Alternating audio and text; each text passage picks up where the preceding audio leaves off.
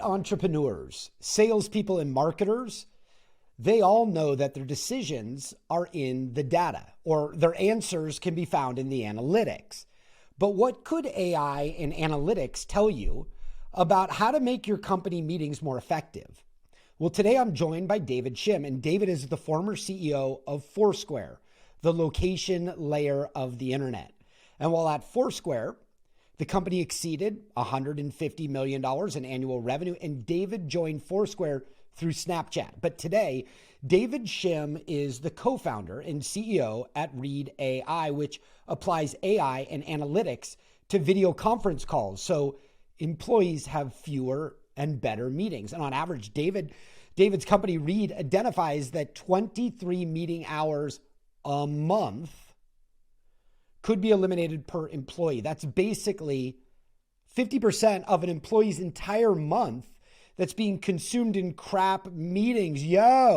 Read's mission is to make every human interaction more meaningful, smarter, happier, starting with more than 500 million people that use video conference meetings every single day.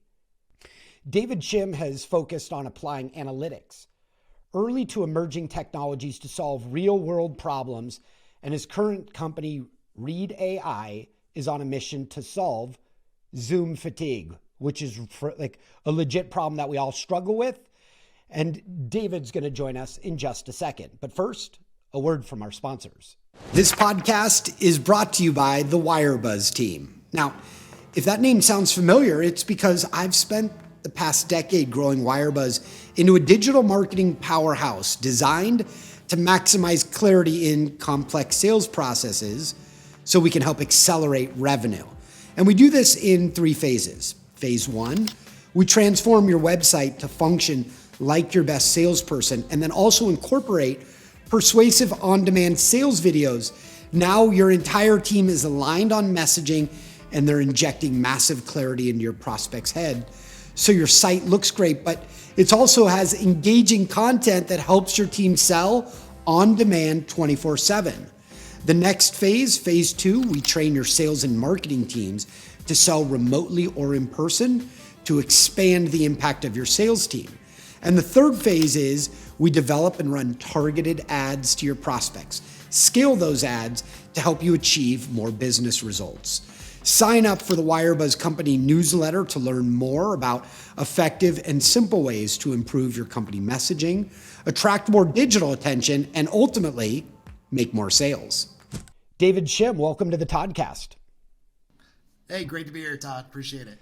I'm so fired up to get to talk with you. Like, I'm a super nerd for using AI and technology in business, and I have Read in my Zoom meetings. I've already applied it. I've used it. I've looked at it.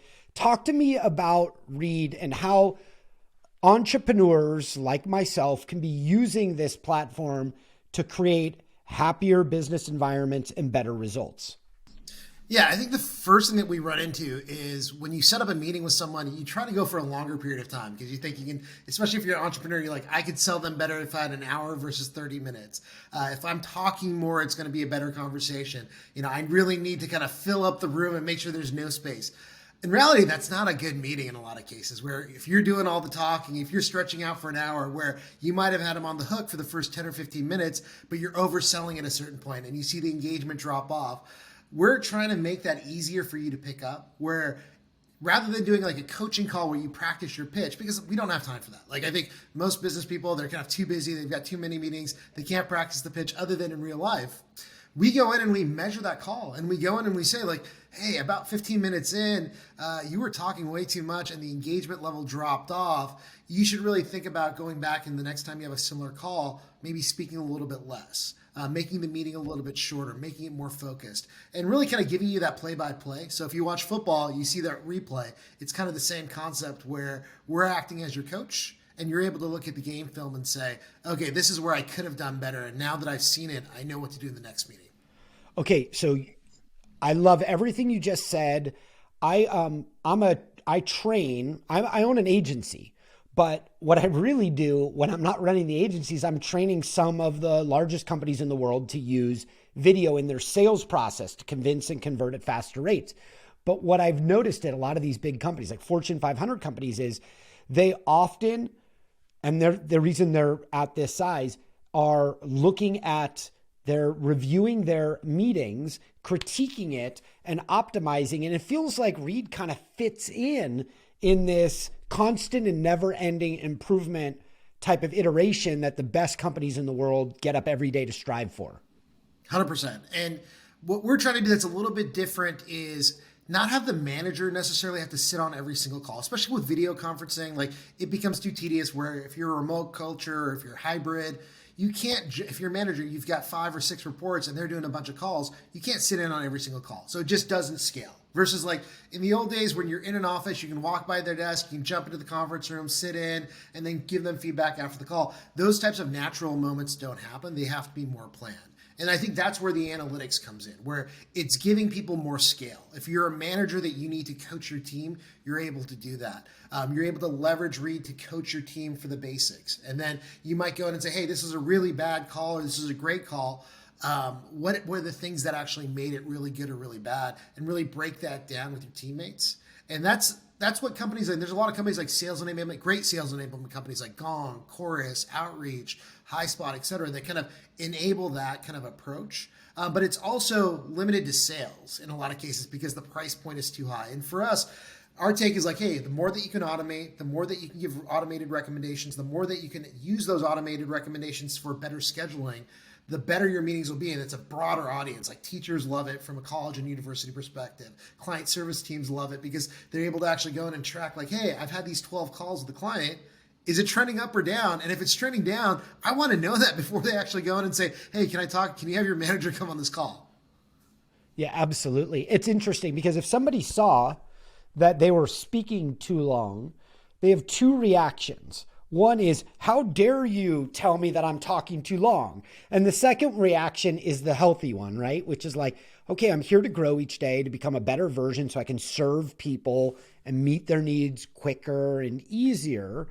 And Reed gives salespeople that opportunity to like dig in and evaluate themselves without it being exposed in front of the whole team. 100%. And that's where it's more like a Fitbit, where sometimes I don't walk around that much, or an Apple Watch, and you're like, okay, I took 2,000 steps today. I should probably actually go out and do something at this point.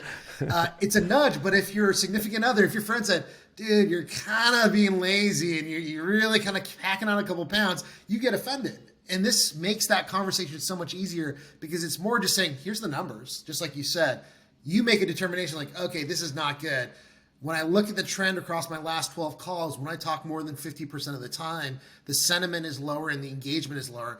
I'm going to have a really hard time arguing with the numbers versus like if someone gives me that feedback, I might come up with 10 excuses to say like, oh, you misunderstood, or you only sat in for 10 minutes of the call, or you don't understand my relationship. This is going in and giving you unbiased and automated feedback, which actually helps people change. Like, we even had a VC, early days of Reed, we had a VC use our product, and they said, I don't like it, but I love it. The reason why I don't like it is I realized for the last 4 intro calls that I had to a startup where I talk about, what are they working on?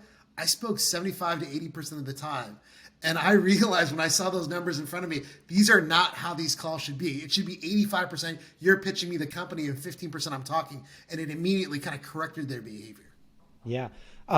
Sales is like dating.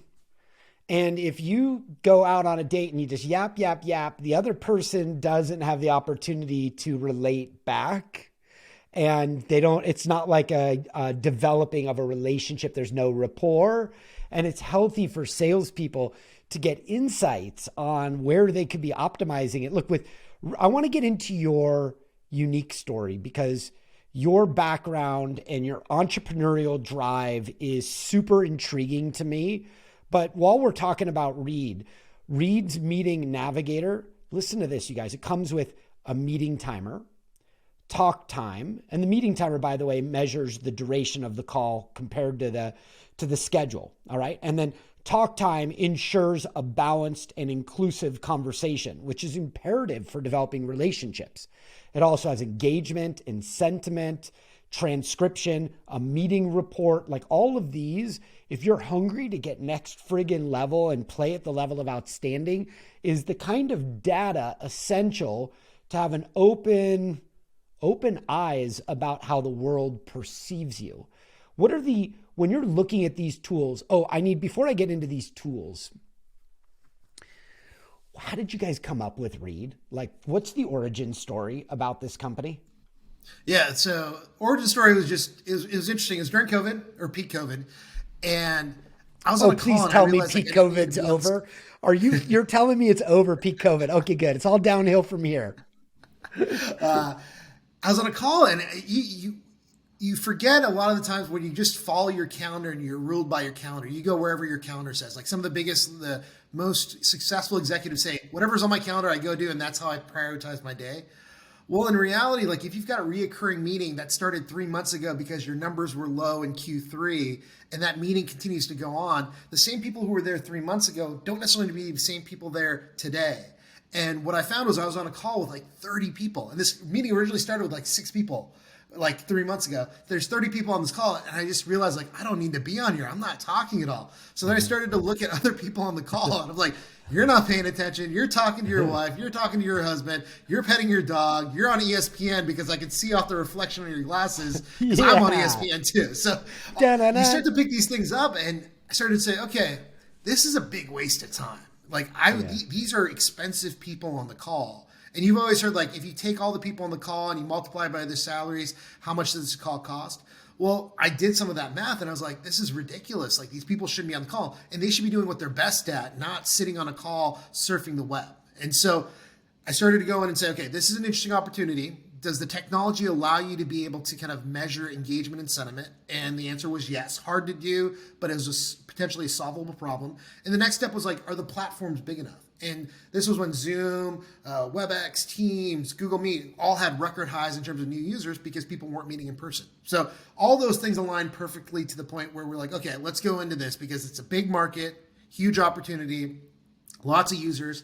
And the innovation has only happened in about the last kind of 12 months. Because if you think about video conferencing, pre-COVID, we were doing a couple calls occasionally, but we'd still meet in the office, we'd travel, etc.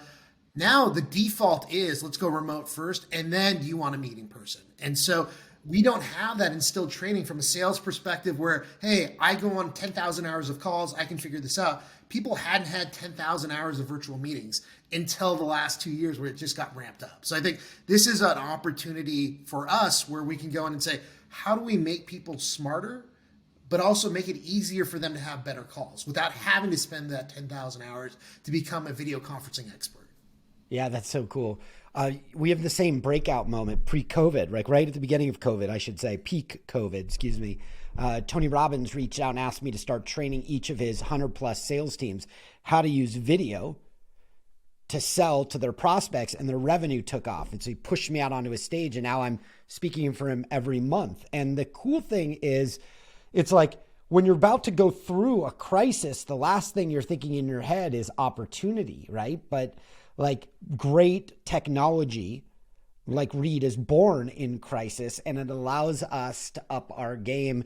I like this part of Reed where the videos, the data is deleted within 24 hours. Tell me why.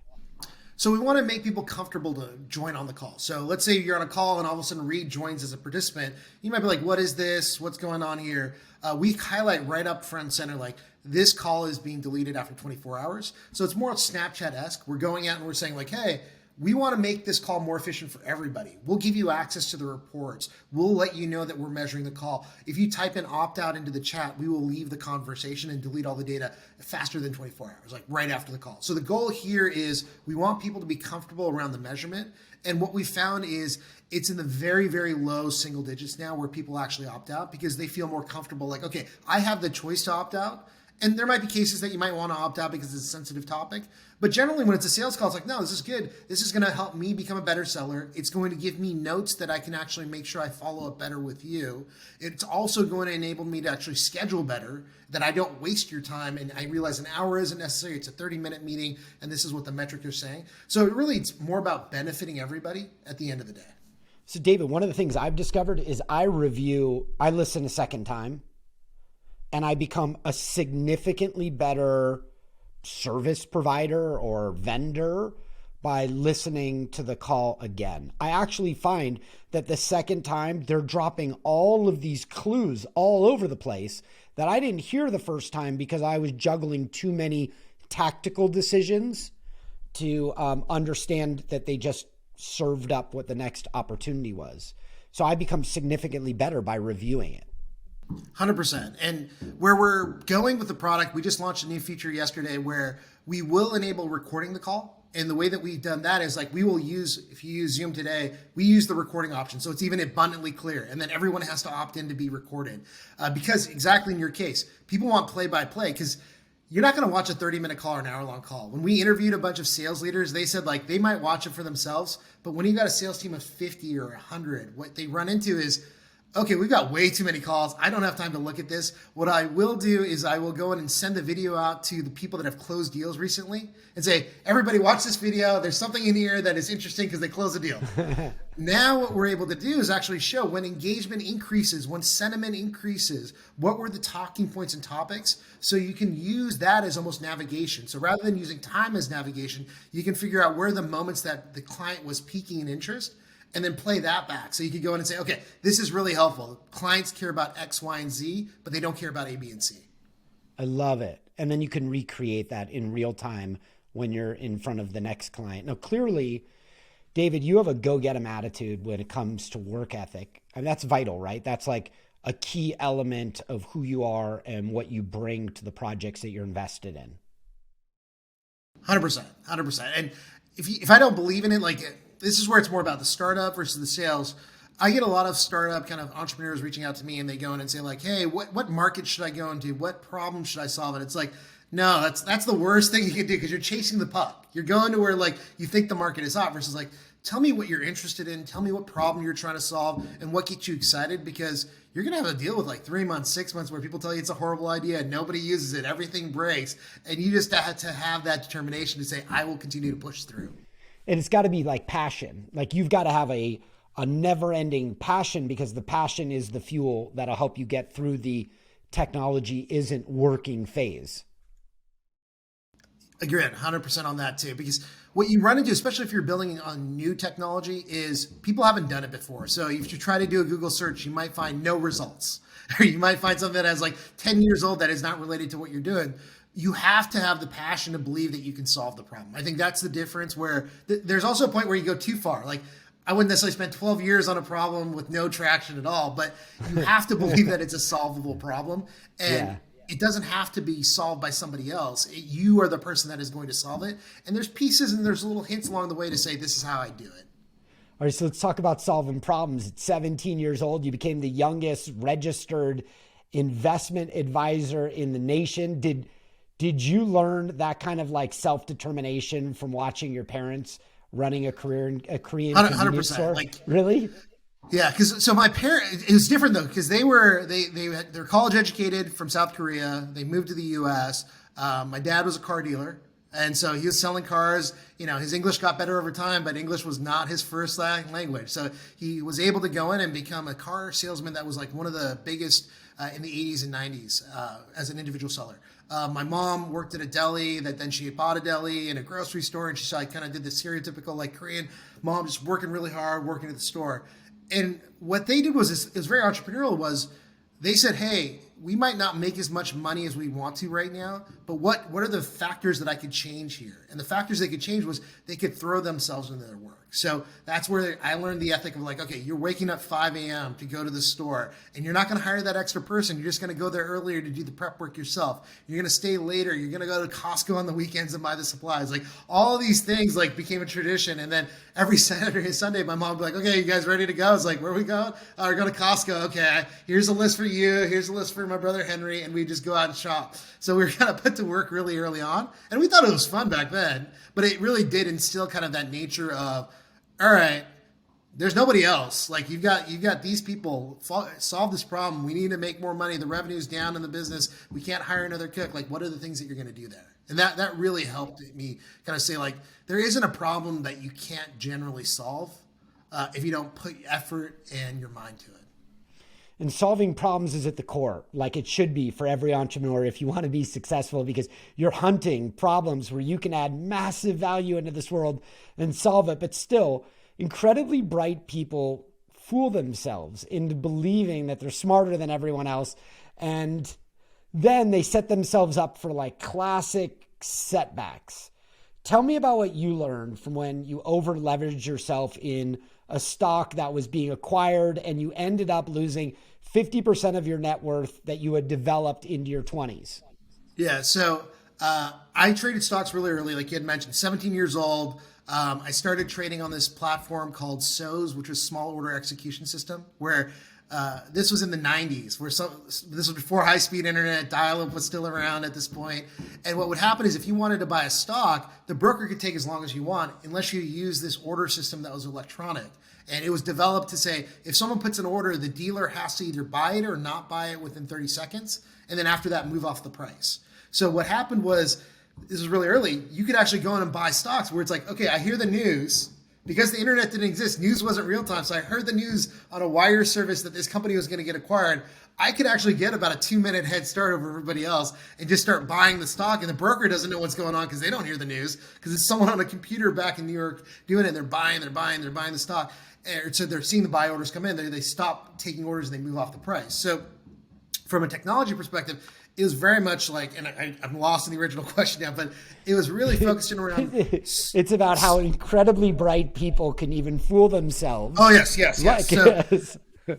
I was crushing it. I was 16, 17 years old at the time trading. And then they said, you got to stop trading because you're doing too much volume of stock trades. And you're only 17 years old. So in theory, your contract isn't legally binding and you could undo these trades. I was like, okay.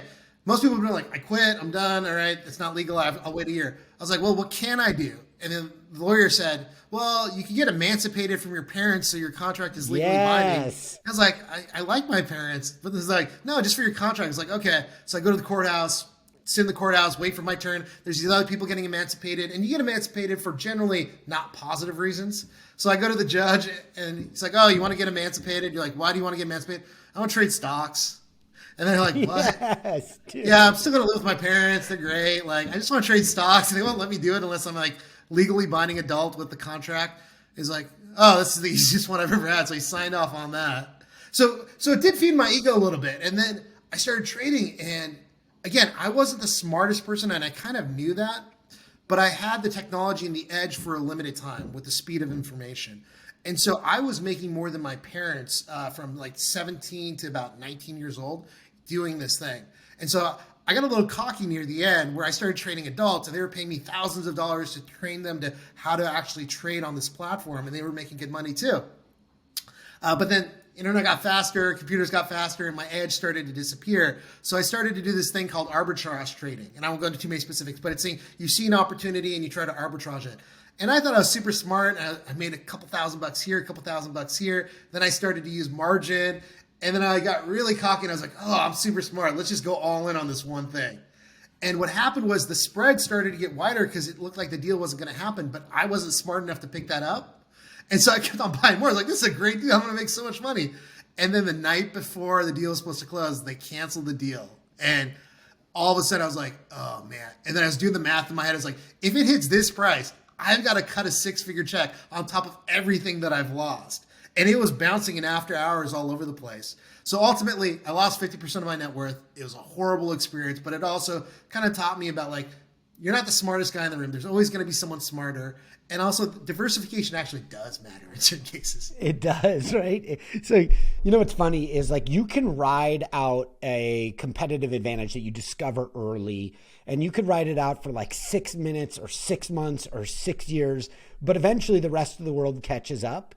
And my career started in with a news site. I was on the radio in Phoenix, and I read this one article about Google News was being launched. This is 2002 in the summer, and I had a news site, but I read that you have to actually have all these news creators. It can't just be an individual.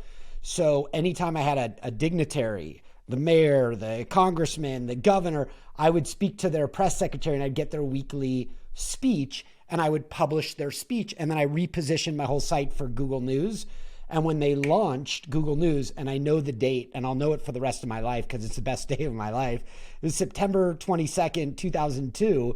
I launched my news site with a new layout. It also happened to be the day that I got married, and I did that in the morning, got married right after, but Google indexed me, made me the primary news site for the state of Arizona, and I was outranking Gannett's, which owns USA Today's paper here.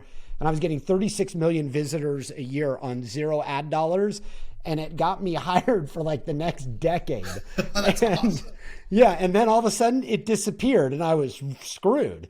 But I know the thing, like after a while, you start to really get confident that you've figured it out. But what you figured out is one tactic that allows you to dominate for a limited period of time and you just don't know how long it is. And David, I'm intrigued by what you're doing. What is next for Read AI? Like, where are you guys going with this tool? Because it looks to me like you've got something incredibly valuable, but what's even more valuable is how this information can impact business going forward.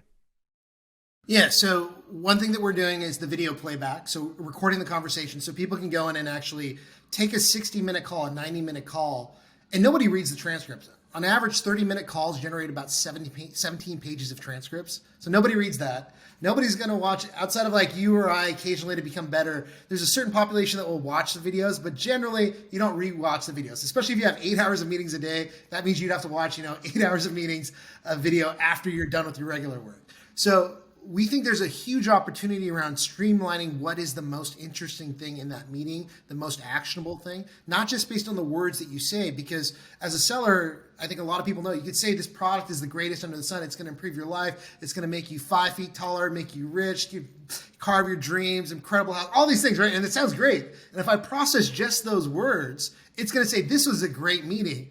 But if the client is rolling their eyes, if they're saying this is just bull, like they're going in looking at their phone, they're distracted, those are things you want to pick up. And so that's where we're seeing a lot more people go in and say, combine these two things together, show me those moments that matter the most, almost like an ESPN highlight reel. And people are going in and clicking on those moments. And then take those moments and then learn and apply those rules moving forward. So we released a product called Smart Scheduler. So when you schedule something on Google Calendar, normally our behavior is to go and say, what's the first availability that somebody has and schedule that time.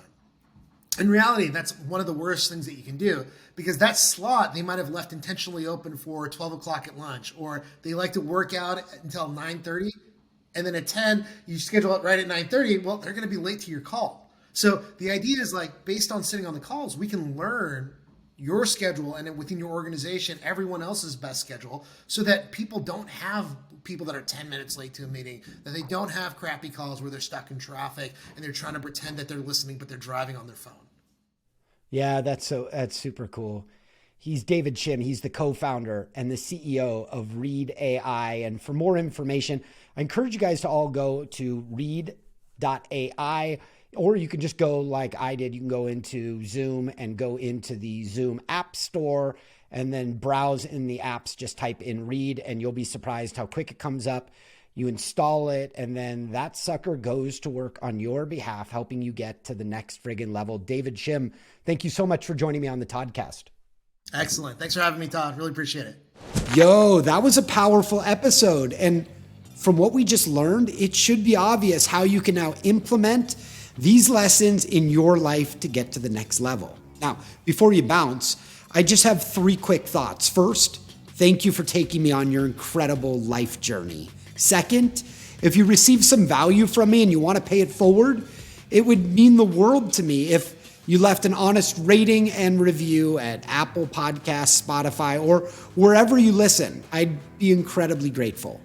And lastly, if you share this episode, whether it be a screenshot or a photo from where you're listening, anything via Instagram stories or LinkedIn, Facebook, or any of the social media sites, just tag me and the guest.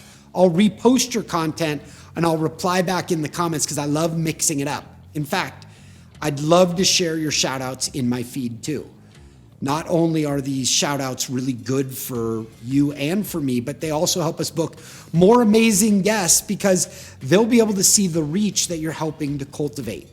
This is a way for you to help contribute to the show. So thank you again for listening, and I look forward to earning a regular spot inside that ear of yours. Let's grow.